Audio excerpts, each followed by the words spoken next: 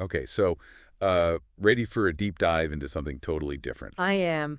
Always up for something new.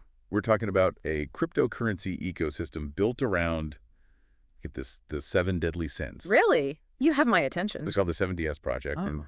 yeah, it's basically as wild as it sounds. Okay, so where do we even begin with something like this? Well, we've got a ton of sources for this deep dive. So we're talking the project white paper, a whole overview of the gameplay, an analysis of their long-term engagement strategy. Okay, so they've really thought this through. This isn't just some, like, pump and dump scheme. It doesn't seem like it. Yep. And get this, we've even got a document on something called pioneering MemeFi. Meme-fi. This is the first I'm hearing of that. It's a new term for me, too. And we can't forget the token lore descriptions. Because, of course, there's lore. Right. They're really leaning into the whole sin thing. So what's the mission for our deep dive today? Basically, we're going to try to understand how this whole system works, how it fits into the DeFi landscape, and whether it's actually got potential or if it's just a flash in the pan. Sounds like a lot to unpack. It definitely is, and that's why we're here. Okay, so what's got you so interested in this 7DS project? Honestly, it's how they take this concept of sin, something that's like universally understood, and make it the core of their whole financial system. It's not just a catchy name. They've baked the idea of each sin into how the tokens actually function. So it's like a narrative-driven experience rather than just another DeFi platform. Exactly. They've gamified Vice. Wow, that's one way to put it. So how does it all work? So it all starts with greed, Yeah. which is represented by a greed goblin. And the white paper goes all in on the lore. It describes greed as the foundation of the whole ecosystem, the entry point for most users. Makes sense. Greed as a starting point, it's almost poetic. Right. And to really drive the point home, they have a massive supply of greed tokens, 777,777,777,777. I'm sensing a theme here. Talk about insatiable desire. And it gets even better. There's a 2% fee on both buying and selling greed. Interesting. So that encourages early adoption because people want in before the price gets too high. Exactly. And it encourages holding onto it long term because those fees eat into any quick profits. So it's like they're saying greed might be good, but patience is where the real treasure lies. It's a very interesting dynamic. Now let's move on to envy, represented, of course, by an envy ape. They've really thought this through. And this one seems designed to address a big problem in crypto: wealth concentration. Right, the whole whales control everything issue. Yeah, exactly. Because, let's face it, not everyone can just casually drop millions into a new project. So how does 7DS level the playing field? With a very clever airdrop mechanism for envy tokens, they target the bottom 75% of greed holders. So the smaller stakeholders. Exactly. It gives them a chance to get ahead. But here's the real kicker. The whale holders, the ones with tons of greed, they actually have to buy envy on the marketplace. So it's like a built-in equalizer. Those who were initially less greedy get a leg up. Precisely. I love that. Okay, let's move on to wrath. This one is symbolized by a very intimidating dragon of wrath, which the lore portrays as the token for those who, take action instead of just wishing for wealth. That's the go-getter token. In a way, yeah. And how you go get it is through liquidity provision. By providing liquidity for the envy token pairs, you earn wrath. So it's like ambition translating into tangible rewards. I'm starting to see a pattern here. Like, each of these sin tokens has a distinct purpose, a strategic element baked into it. Absolutely. This isn't just about collecting different tokens. It's about understanding how they all fit together in this system. Right, you have to use them strategically within the ecosystem. Okay, next up is gluttony. Represented by... Let's just say a very happy pig mascot. Makes sense. Okay, so what's the deal with gluttony? It's all about excess and the potential dangers of hoarding. Gluttony has a huge supply, but there's a decay mechanism built in. A decay mechanism. So if you're holding on to gluttony for too long, you actually start losing value. Exactly. It's like they're saying, don't just sit on your assets, put them to work. Okay, and how do you put them to work? That's where lust comes in. Of course it does. You use gluttony to level up your lust token. And lust is where the NFT part of 7DS comes into play. Got it. It's represented by Lady Lust, this captivating siren figure. Sounds about right. Lust is a scarce fractionalized NFT. Okay, so how do you get your hands on these Lust NFTs? You can earn fractions by holding, staking, or mining the other sin tokens.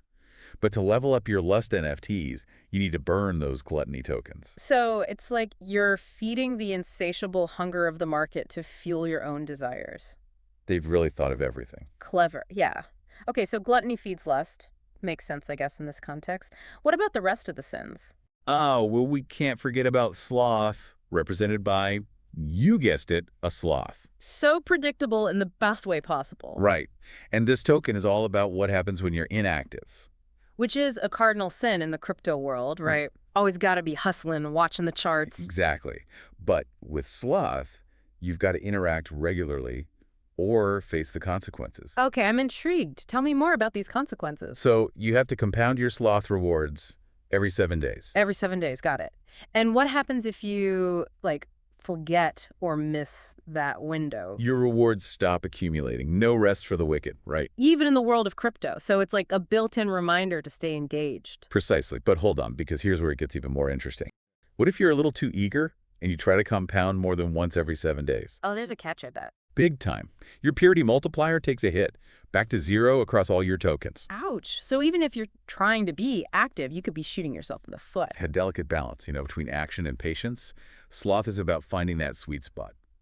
Which brings us, finally, to the king of all sins, Pride. pride, embodied by, you knew it was coming, a majestic lion. Naturally. Okay, so what makes pride so special? Limited supply, only 7,777 tokens in existence, which automatically makes it the ultimate reward within this ecosystem. So to claim the crown of pride, you can't just dabble in one sin. You have to embrace them all. That's intense. It is high risk, high reward, right? But even holding pride isn't the end game. To get to the project's treasury, which is where the real value accumulation supposedly happens, you have to burn those pride tokens. Burn them. So there's a finite amount of pride, and it decreases over time. That's wild. It is. And here's where it gets even crazier. The fewer pride tokens in existence, the more each one is worth. Ah, so it's like a self-fulfilling prophecy. Hmm? As more people burn their pride to get at the treasury, the remaining pride tokens become exponentially more valuable. You got it. It's a game of chicken with potentially massive rewards. This 7DS ecosystem, it's like an onion. Layers upon layers of complexity. That's a great way to put it. But speaking of layers, we haven't even gotten to the purity system yet. Right, we have to talk about that. It's like this whole virtue score thing, right? Like how good you are in this world of sin. Exactly. And it's actually pretty crucial. Think of your purity score as your overall standing. The higher it is, the larger your rewards across all the sin tokens. So it's like a testament to your commitment, your ability to resist temptation, or at least to manage it strategically. Exactly. But there's a catch, of course. If you unstake any token, even a tiny bit of greed because you're feeling impatient, Your purity score plummets. all the way back to 0. Yeah, one slip up and you're starting from scratch. Talk about high stakes. That's the point. It's a powerful incentive to play the long game. I can see that. So the purity system forces you to really weigh the comfort of that accumulated virtue against the gains you might get by making a move with your tokens. That's what makes it so clever. It's not just about understanding how each of these sins works on its own, but mastering the overall strategy for the entire ecosystem. But those aren't even all the mechanics. We still need to talk about sin bins and sacrifice. Okay, yeah, those sound intense. What are sin bins exactly? Basically, they're staking pools, but each one is themed around a specific sin. So like a greed sin bin, an envy sin bin, and so on. Right. And each one has its own set of rules and rewards. For example, staking greed is pretty standard. You stake it, you earn, no big deal. But with sloth, well, you've got that whole 7-day compounding window we were talking about. And if you compound too early, your purity score crashes. It's like walking a tightrope. A very delicate balance. And then there's sacrifice, which is the mining aspect of the whole thing. Mining. So this is where it gets really interesting. You sacrifice your greed tokens. And remember, greed is meant to be used, not hoarded, in exchange for something called virtue. Virtue. I like it. What do you do with virtue? It fuels your mining power. But of course, there's a catch. You can compound your virtue, but if you do it more than once every 12 hours, Let me guess. Another penalty. a big one, like a 77% reduction in your rewards. It's brutal. It is. But there's a lesson there. They're saying that true sacrifice isn't just about jumping in head first. It's about planning and making the right moves at the right times. I see. So there are consequences for being too greedy, too envious, too wrathful, too gluttonous, too slothful, too prideful, and too hasty. They've really covered all their bases. But here's the thing. You've got these individual tokens, each playing their part, all connected by this network of rules and this whole theme of the 7 deadly sins. But then there's this other layer, Meme culture. Right. The meme-fi element, it's not just a random theme. It feels like a strategy and a smart one. Right. So how does a project like this use meme culture effectively? I'm curious to hear your take.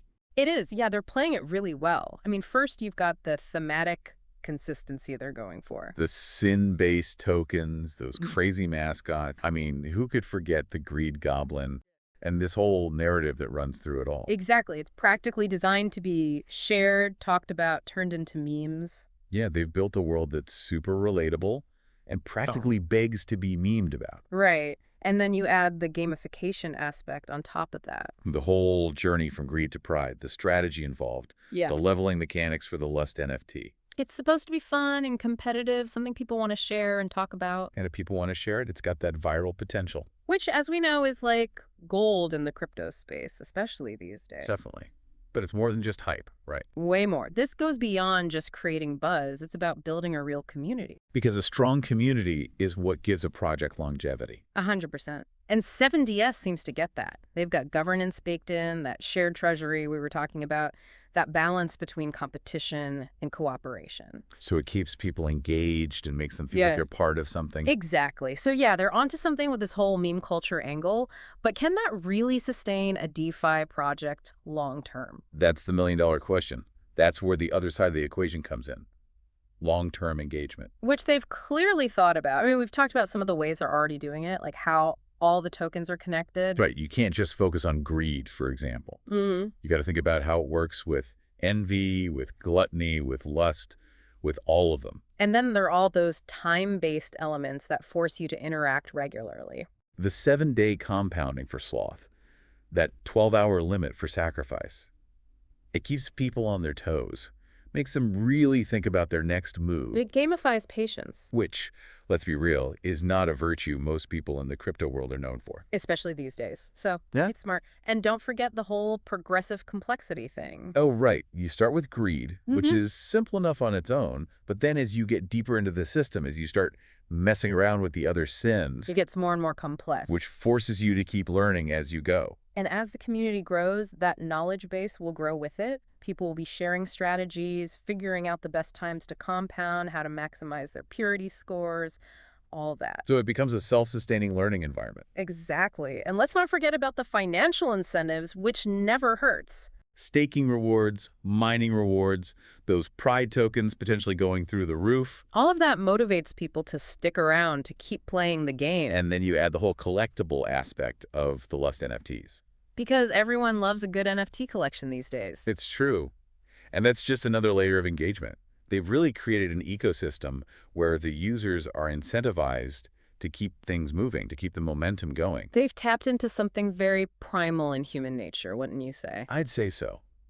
We love rewards. We love progress. We like to feel like we're a part of something bigger than ourselves. And 7DS has cleverly taken those very human desires, the 7 deadly sins, no less, and designed a financial system around them. And they've got the tech to back it up, which is crucial. For sure. We didn't get too deep into the technical details, but They're using secure programming languages. They've got strong security features. There's talk of third-party audits. they're even using multi-sig governance, which is always a good sign. It shows they're serious about security and transparency, which, let's be honest, is super important in the DeFi space. Especially these days, yeah. People need to know they can trust the projects they're putting their money into. Absolutely. Well, I think we've covered a lot with the 7DS project. Yeah, we've been through a lot. The different SIN tokens, how they all work together, that whole meme culture angle, the long-term engagement strategies, and even touched on the technical side of things. It's a lot to take in. It really is. So after this deep dive, what do you think does 7DS have what it takes to make it? Are they going to become a big deal in DeFi? I honestly have no idea. There are so many factors involved. Regulations, competition, what happens with the overall crypto market, which we know can be unpredictable, to say the least. True that. But are you optimistic? Or do you think this is just another one of those meme-powered rockets that's going to burn out as quickly as it took off? I really don't know. Yeah. It's hard to say. But here's what I find most interesting. They're not just trying to reinvent the wheel. They're not just offering slightly better returns or whatever. They're trying to change how we see DeFi, make it more accessible, more engaging, more relevant, and that's something I can get behind.